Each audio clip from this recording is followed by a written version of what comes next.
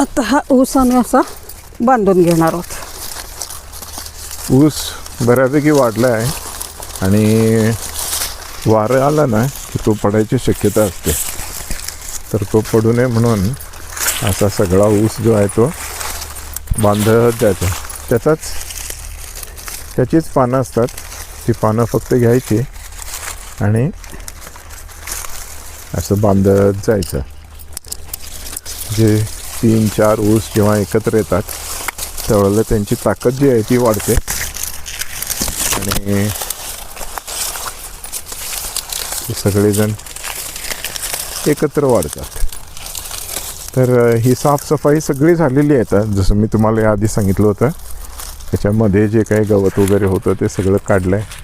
आता एकदा याला भर द्यायची आहे. ती भर द्यायच्या आधी हे बांधून घ्यायचे, मग खत त्याला घालून भर दिली की थोडे दिवस पुन्हा इकडे बघायची आवश्यकता नाही. ही अशी छोटासा प्लॉट केला आहे आम्ही, घरी रस काढावा आणि प्यावा म्हणून.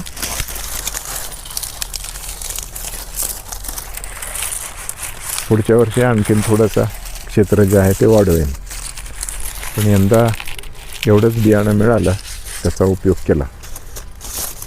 मित्रांनो, धन्यवाद. तुम्ही व्हिडिओ पाहताय,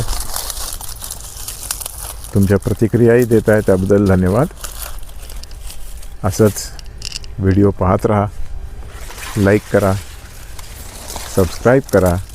अजूनही जर सबस्क्राईब केलं नसेल चॅनलला तर, आणि आठवणीनं शेअर पण करा. धन्यवाद. झालं.